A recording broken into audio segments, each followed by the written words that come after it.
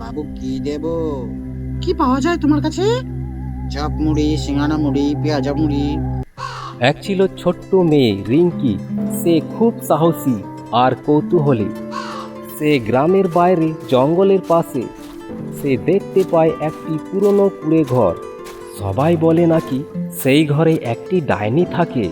রিঙ্কি ভাবলো, ডাইনি কি সত্যি আছে নাকি এসব কেবল গুজব। সেই রাতে রিঙ্কি চুপি চুপি বেরিয়ে গেল আর পৌঁছালো সেই কুঁড়ে ঘরের সামনে।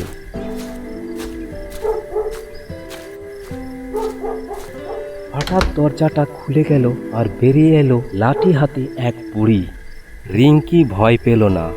সে জিজ্ঞাসা করলো, তুমি কি ডাইনি? বুড়ি হাসলেন।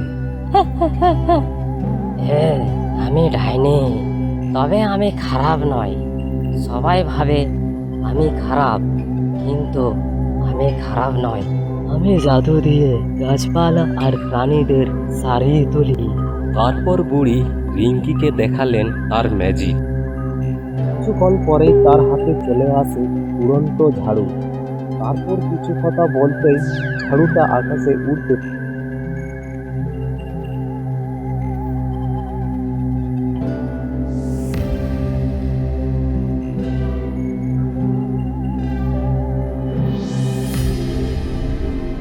রিঙ্কি অবাক হয়ে গেল। সে বলল, আসলে তুমি তো একজন জাদুকরী। হি হি হি হি। ঠিক তাই, সবাই ভয় পায়, অথচ আমি সাহায্যই করি। রিঙ্কি সেই রাতটা সেখানেই কাটালো। রিঙ্কি সেখানে থেকে অনেক কিছু শিখলো। তারপর বাড়ি এসে সবাইকে বলল, ভয় পাওয়ার কিছু নেই, সব ডাইনি খারাপ হয় না। মা, ঘরে কি তেলে ভাজা কিছু আছে? মুড়ি খাবো। না রে খোকা, তেলে ভাজা তো কিচ্ছু নাই। নারকেল দিয়ে মুড়ি মাখিয়ে দিচ্ছে। না না, নারকেল দিয়ে মুড়ি মাখা খাবো না। আমি চললাম। আমি যে বাইরে কোথাও তেলে ভাজা দিয়ে মুড়ি খাবো। যাই, বাইরে দোকানে যাই। আজ তেলে ভাজা ছাড়া কিচ্ছু খাবো না।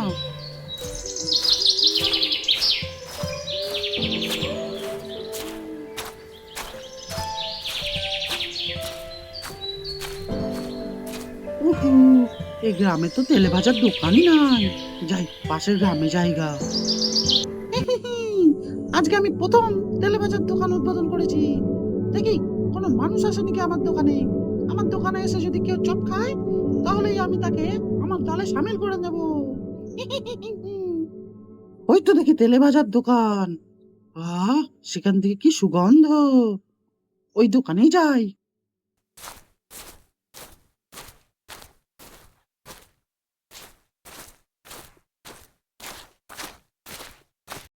বাবু কি দেবো? কি পাওয়া যায় তোমার কাছে? চপ মুড়ি, সিঙ্গারা মুড়ি, পেঁয়াজা মুড়ি, ফুলুরি মুড়ি। 5 টাকা, 5 টাকা। বাবা বাহ বাহ বাহ বাহ, খুব ভালো খুব ভালো। দাও তো দাও তো, আমাকে একটা করে দাও তো। সব দাও একটা করে।